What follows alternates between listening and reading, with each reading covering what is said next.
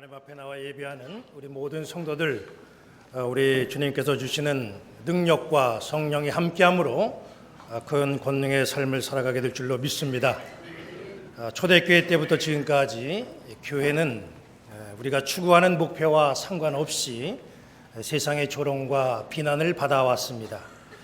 인터넷이 발달된 이 현대에는 더더욱 비난의 소리가 강합니다.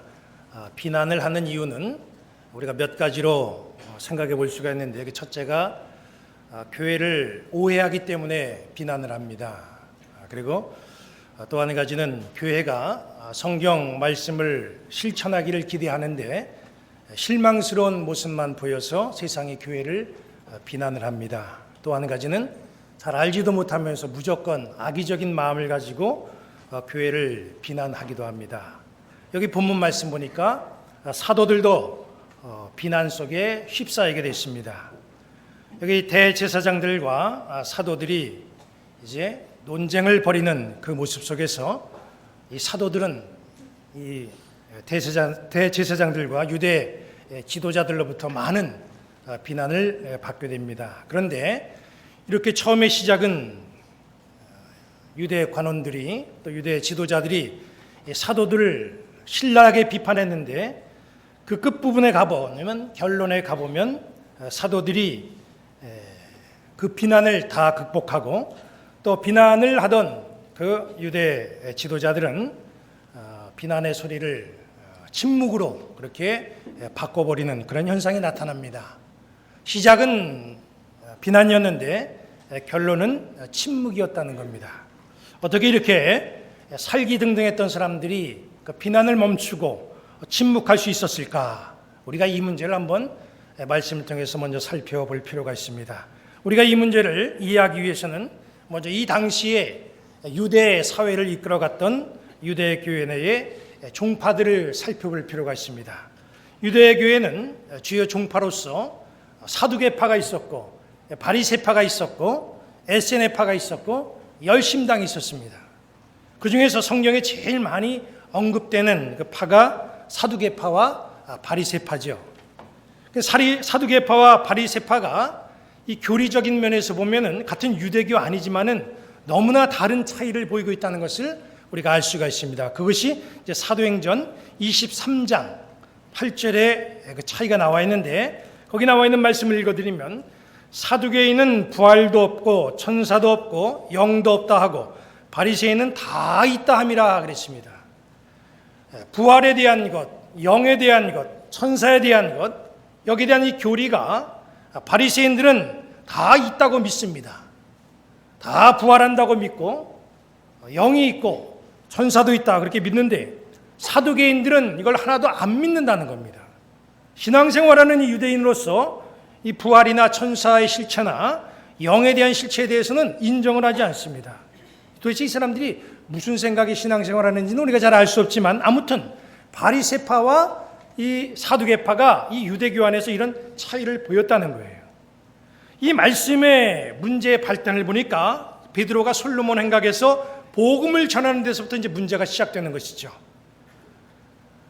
성전에 들어가는 문 앞에서 이렇게 구걸을 하던 그런 안진뱅이가 예수님의 이름으로 일어나게 되었고, 그 역사를 많은 사람들이 봤고, 그리고 이 사도들은 그 일로 인하여서 힘을 얻어서 복음을 전파하는데, 문제는 하나님의 역사가 시작되고 성령의 역사가 시작되는 데서부터 이제 문제가 또 시작됐다는 거예요. 사도들이 그 당시에 복음을 전파하는데 복음 중에 가장 큰 복음이 뭐겠습니까? 예수님이 십자가에 달려 돌아가셨지만 부활하셨다. 이게 복음 중에 복음 아니겠습니까?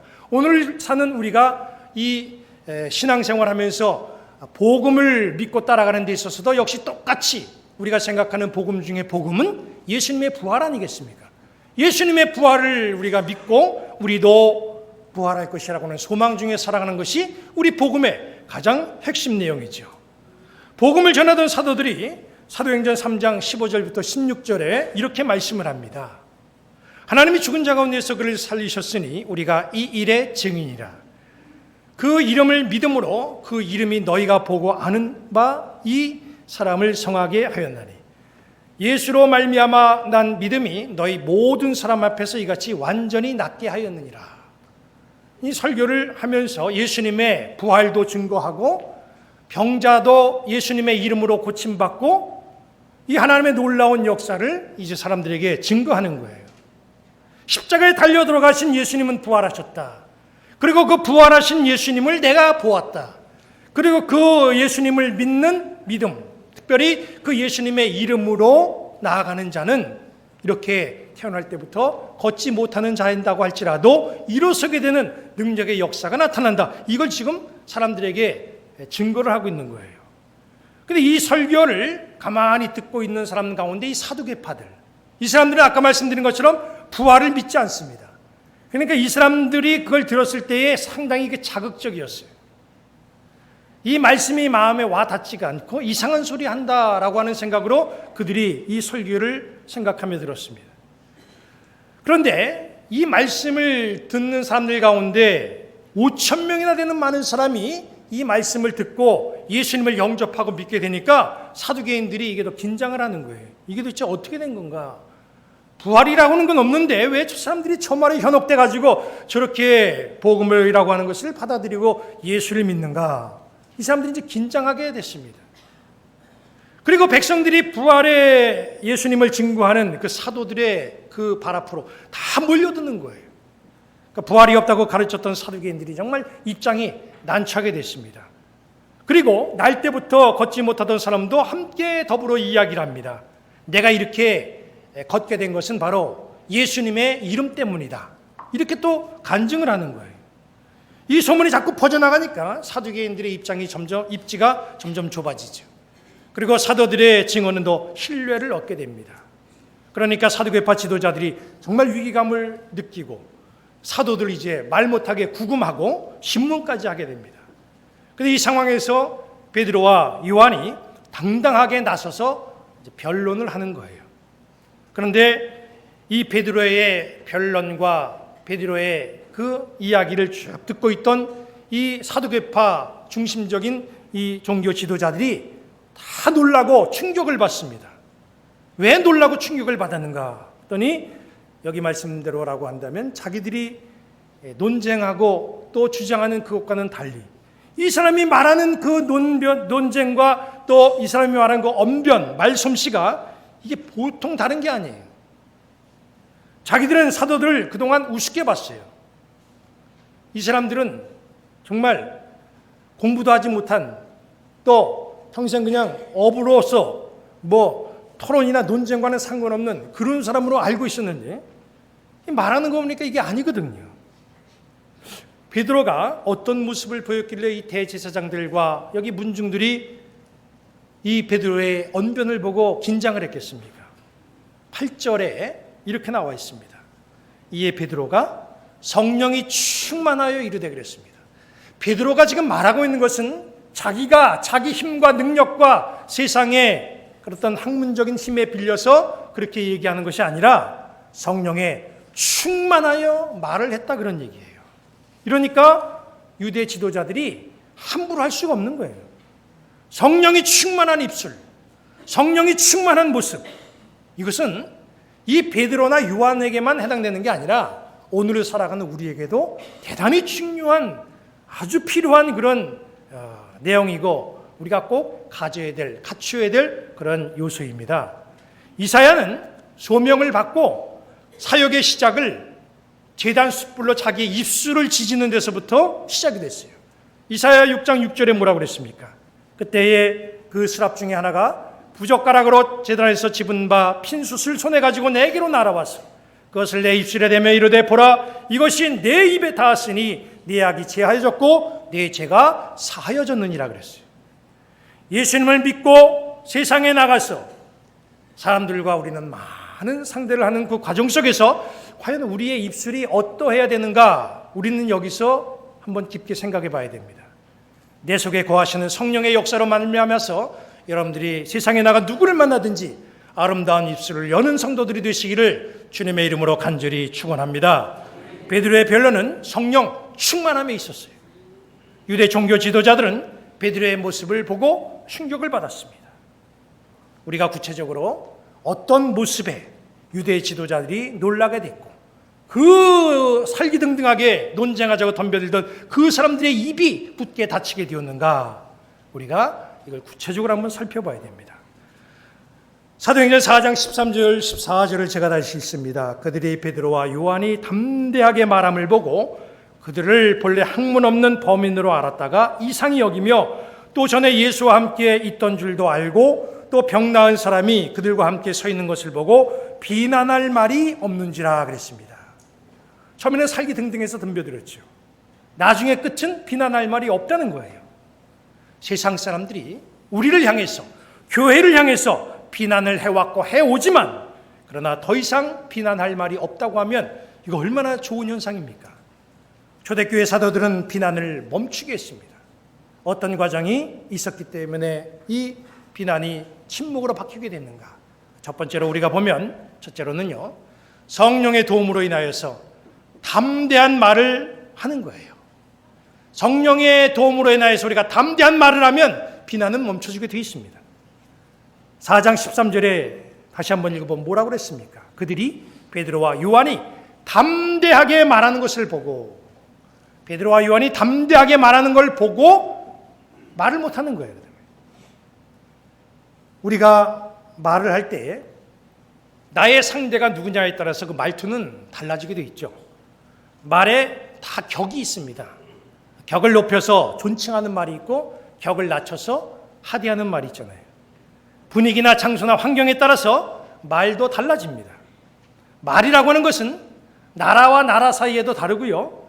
그리고 문화나 관습에 따라서도 말하는 게 다 차이가 있더라고요. 서양에서는 말을 할 때 상대방의 눈을 보고 얘기해야 됩니다. 눈을 보고 얘기하지 말은 하면서, 상대방에게 말은 하면서 눈을 아래로 이렇게 내리고 얘기하다든지 딴 데를 쳐다보면서 얘기하면 저 사람 마음속에 뭔가 숨기는 게 있다, 아니면 저 사람 뭐 거짓말한다, 서양 사람들은 그렇게 이해합니다. 근데 우리는 정반대예요. 우리는 말을 할 때 똑바로 쳐다보고 얘기하면 버릇이 없고 건방지다고 얘기합니다. 어디를 쳐다보면서 얘기하냐, 눈 깔지 못해? 이렇게 얘기하잖아요. 쳐다보고 얘기하면 그게 문제가 되더라고요. 그러잖아요.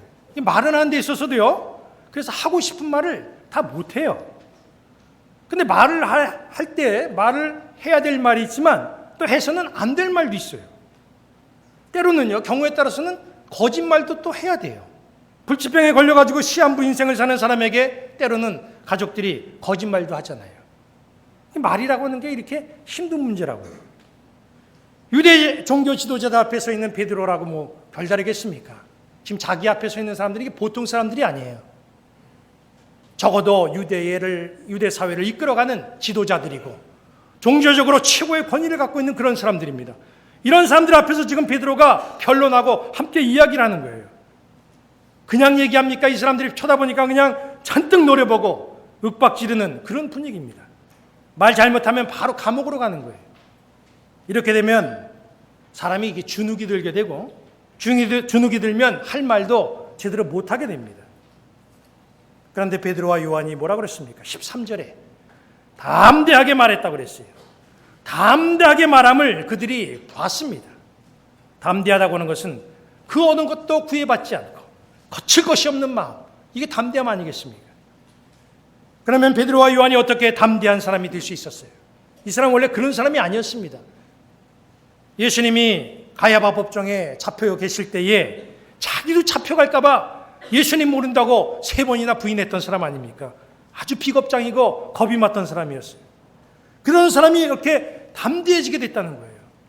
8절에 우리가 다시 보면 그 이유는 성령의 충만함 때문이라는 것을 알 수가 있습니다. 성령이 충만하면 말에 담대함이 생겼다는 거예요.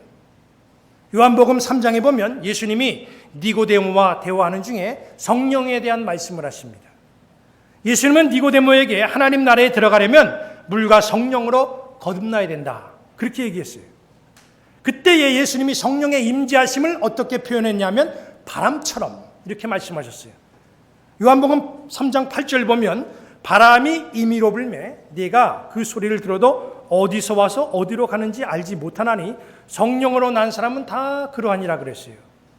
바람의 특징이 뭐냐면 이게 어디서 왔다 어디로 가는지도 몰라요. 성령의 특징은, 거듭난 사람의 특징은 바람처럼 사는 거예요. 이게 무슨 뜻이냐면 바람이라고 하는 게 임의대로 불잖아요.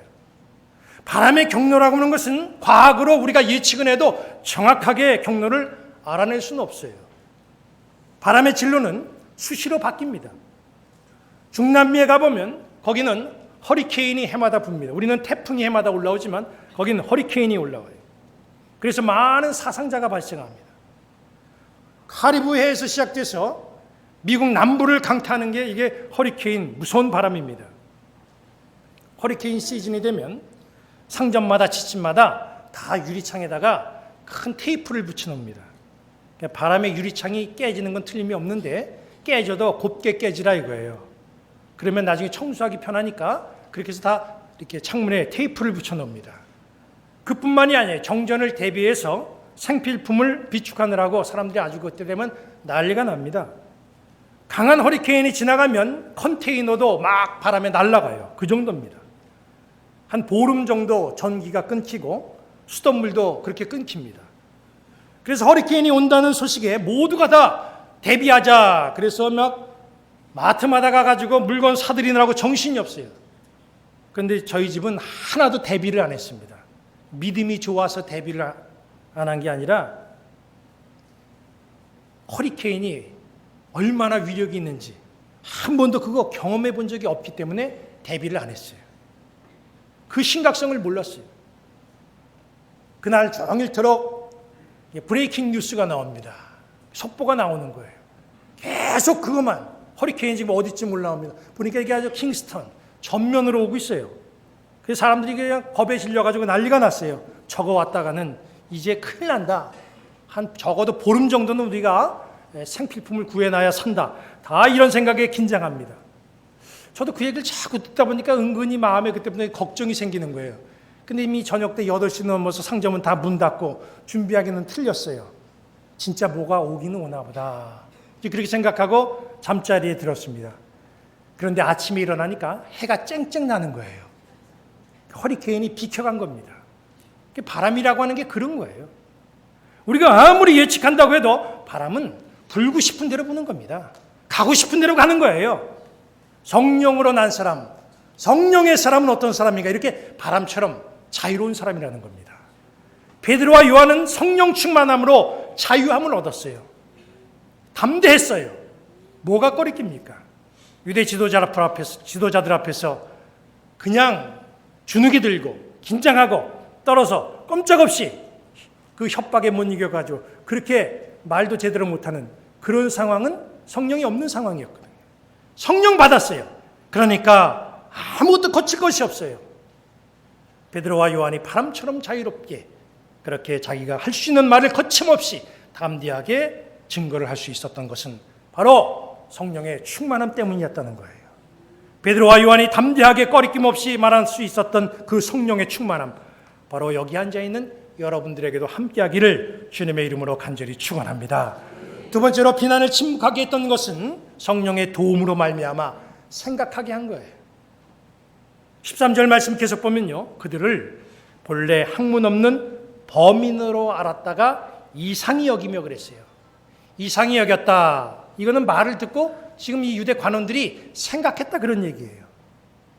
유대 지도자들이 베드로와 요한의 말하는 것을 보고 아주 이상하게 생각했어요. 베드로와 야고보, 요한 어부 출신 아니에요. 그 당시 상황으로 보면 유대인들 대다수는 학문을 접할 기회가 없습니다. 그 당시에는 로마가 지배하는 그런 시대였기 때문에 국민들이 많이 배우면 배울수록 로마에게는 불리하잖아요. 국민들이 똑똑해지면 로마에게 대항하는 일이 빈번할 텐데 이건 배우지 못하게 만드는 것이 로마의 정책입니다. 그렇기 때문에 특별한 경우를 제외하면 사실상 학문을 접할 수 있는 기회는 없어요. 베드로와 요한과 야고보 이런 사람들 고기잡이에는 전문가지만 논리 있게 말을 한다든지 학문적으로 이론을 펼치기에는 역부족인 사람들이죠. 유대 지도자들이 그런 분위기 다 알아요. 그렇기 때문에 몇 마디 윽박지르면 협박하면 그냥 다 되는 줄 알았어요. 그런데 막상 베드로가 입을 여는데 이 청산유수로 말을 잘하네요. 신문하던 사람들이 그 말을 듣고 깜짝 놀라고 말문이 막혔다는 거예요. 이해가 가질 않았어요. 그러면 무엇이 베드로의 입을 이렇게 이끌었냐는 얘기예요. 로마서 8장 26절, 27절은 성령의 도우심을 이렇게 얘기합니다. 이와 같이 성령도 우리의 연약함을 도우시나니 우리가 마땅히 기도할 바를 알지 못하나 오직 성령이 말할 수 없는 탄식으로 우리를 위해서 친히 간구하시느니라. 마음을 살피시는 이가 성령의 생각을 하시나니 이는 성령이 하나님의 뜻대로 성도를 위해서 간구하심이니라 그랬어요. 베드로는 대제사장들이나 그 가문을 상대로 담대하게 그렇게 말하고 논리를 펼 수 있는 세상적인 능력은 갖추지 않은 사람이에요. 그런데 베드로의 마음속엔 성령이 있었어요. 성령의 도우심으로 그가 그렇게 담대하게 말할 수 있었고 성령이 지혜를 주셔서 그가 그렇게 행동할 수 있었다는 겁니다. 어제 우리 제자훈련 2기생들이 제자훈련을 다 마치고 이제 마지막 코스인 국내 성지순례 강화도에 복음이 어떻게 전래가 됐는가 그 현장을 찾아가 봤습니다. 1기 때는 그 선상세례하는 그 현장 고기만 받고 그 안에 박물관은 들어가지 못했는데 2기생은 그 안에 들어가서 그 박물관 내용을 다 확인하고 볼 수가 있었어요. 우리가 간 곳이 첫 번째 강화 교산교회를 갔는데 그 강화 교산교회의 시작이 1893년도에 시작됐습니다. 거기서 이제 강화에 복음이 전래가 된 거예요. 그 복음이 전파되기까지 씨앗을 뿌린 많은 위대한 믿음의 사람들이 있었습니다. 그 사람들의 이름과 그 사진, 그림들이 이제 박물관에 쭉 전시가 되어 있는데 그 사람들 가운데 딱 눈에 띄는 한 사람이 제 머리 기억 속에 남습니다. 누구냐면 김리부가라고 하는 권사님이에요. 이분이 나이가 70이 넘었는데 찬송가 300곡을 외워서 부른다는 거예요. 그 강화 양사라고 하는 곳은 아주 외진 곳이고 농사 짓는 곳이고 그 옛날엔 더 형편없었던 그런 자그마한 시골 마을입니다. 거기서 지내왔던 이 김리부가라고 하는 사람이 공부를 많이 했냐? 학문을 접한 그런 일이 없어요. 그런데 이분이 찬송가를 그냥 300곡이나 외워가지고 돌아다니면서 찬송을 하면서 복음을 증거하는 거예요. 이 성령의 역사가 함께하기 때문에 성령이 주시는 지혜가 있기 때문에 그분이 그걸 그렇게 감당할 수가 있는 거예요. 그를 모르시는 연세 많이 드신 우리 성도들이 많습니다. 우리 교회에는 혹시 있을지 모르지만 제가 목회하던 곳에는 연세 많으신 분이 글을 하나도 몰라요. 그래서 어느 날 저에게 와서 얘기하는데 초등학교 가서 글을 배울 수 있도록 좀 도와달라는 거예요. 교동에 보면 초등학교가 3개가 있거든요. 글을 좀 알고 싶대요. 그래서 성경을 좀 읽어보고 싶다는 거예요. 글을 전혀 몰라요. 연세가 많이 드신 분인데. 그런데 이분은 어떻게 기도했다면 기도를 그렇게 잘해요. 청산유수로 아주 어렵게 이렇게 논리정연하게 처음부터 끝까지 그렇게 기도를 잘하시는 거예요. 왜 그러는가? 바로 성령이 이끄시기 때문에 그런 겁니다. 성령의 역사, 성령이 주시는 지혜가 그 마음속에 가득하기 때문에 그걸 감당할 수가 있는 거예요. 세상에서 여러분을 우습게 보는 사람이 있습니까? 성령 충만하시기를 바랍니다. 성령 충만으로 어떤 일을 만나든지 여러분들 앞에 능력을 행사하시고 세상을 놀라게 하는 능력 있는 성도들 되시기를 주님의 이름으로 축원합니다. 세 번째로 비난을 침묵하게 만든 그 이유는 성령의 도움으로 알게 하는 거예요. 여기 13절 계속 읽어보면 어떻게 나왔습니까? 또 전에 예수와 함께 있던 줄도 알고. 가만히 말하는 줄 누군가 말하는 거 가만히 듣다 보니까 아유 저 사람이 옛날에 우리가 죽였던 그 예수 아니겠는가? 예수의 제자구나. 이걸 깨달은 거예요. 유대 지도자들, 종교 지도자들은 예수님을 십자가에 처형한 다음에 이게 늘 마음에 걸렸어요. 자기들이 모함해서 죄도 없으신 예수님을 십자가에 매달았으니 얼마나 뒤숭숭하고 마음이 캥깁니까? 또 가만히 들려오는 소식은 그 예수님이 부활했다고 얘기하는 거예요. 또 시신도 사라졌어요. 예수님을 이렇게 매장했던 그 돌문도 열렸어요. 정말 마음이 불안한 거예요. 누가 예수님 이야기만 하면 아주 신경이 쓰이고 가슴이 철렁합니다. 이런 상황에서 자기 앞에서 논쟁하는 베드로와 요한이 예수님과 함께 있었던 제자들인 것을 알았을 때에 정말 놀라지 않을 수가 없었습니다. 예수님과 함께 있었던 예수님의 사람이다라고 생각하니까 그때부터 이제 겁을 먹기 시작한 거예요. 성경에 보면 세상 사람들이 바라볼 때에 저 사람 하나님과 함께하는 사람이구나 이렇게 알게 해준 사람들이 있습니다.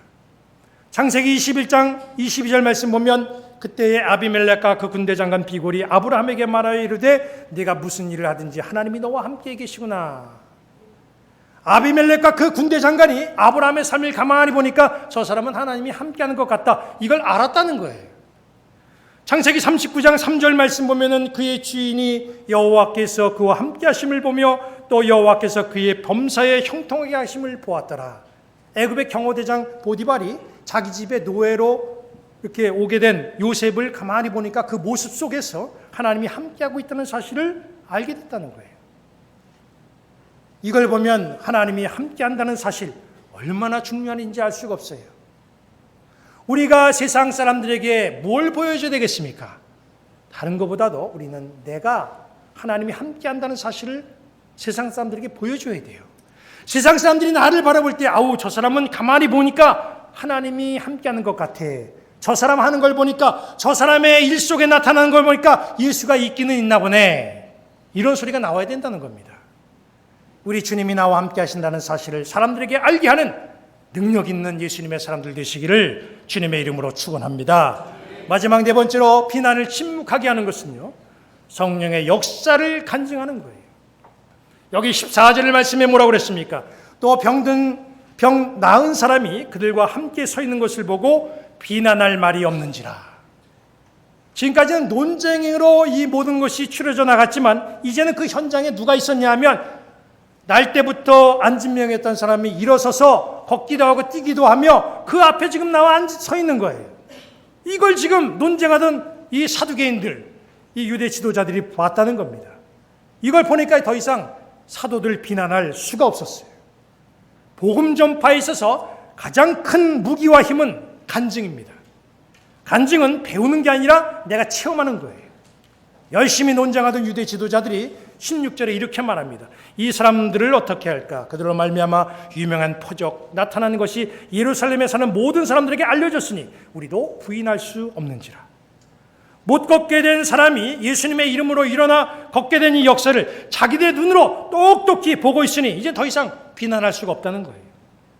우리에게 중요한 것은 내가 만난 예수님을 세상에 전하는 거예요. 베드로와 사도들은 백성들과 유대 지도자들에게 성령의 역사를, 성령의 살아있는 그런 역사를 자기의 증거 모습으로 보여줬어요. 그리고 비난을 멈추게 하고 논쟁을 종식시켰습니다. 지금 세상은 교회를 향해서 논쟁하자고 얘기합니다. 비난의 소리도 쏟아내고 있습니다. 교회는 그 비난을 멈추게 하는 성령의 역사가 필요합니다. 그런데 오늘날 많은 교회들은 세상이 자꾸 교회를 비난하니까 사회를 향해서, 세상을 향해서 세상적인 방법 가지고 이미지를 쇄신하려고 그래요. 나누고 베풀기만 하면 사회가 교회를 신뢰하고 긍정적으로 생각할 줄 알고 있습니다. 사회를 향해서 좋은 이벤트 하면 교회를 비난하지 않을 줄 알고 있어요. 그런데 통계적으로 보면 이미 오래전부터 우리는 이걸 다 해왔어요. 그리고 오래전부터 교회는 그 어떤 공동체보다 사회적으로 기여하는 부분이 많았고 컸습니다. 그런데 교회는 여전히 비난 대상이 되고 있어요. 무엇이 문제일까요? 교회 안에 바로 성령의 역사가 사라지고 있기 때문에 문제가 되는 거예요. 오늘 우리 한국교회가 지금 가장 필요한 것이 뭔가? 그건 바로 세상 사람들을 놀라게 할 수 있는 성령의 역사가 필요한 겁니다. 성령의 역사가 비난을 멈추게 하고 교회를 교회답게 할 수가 있습니다. 저의 간절한 소망은 우리 교회가 성령에 불타오르는 교회가 되는 겁니다. 우리 모든 성도들에게도 성령이 충만하시고 세상을 놀라게 하고 세상에 선한 영향력을 나타내는 능력의 성도들 되시기를 주님의 이름으로 간절히 축원합니다. 기도하시겠습니다.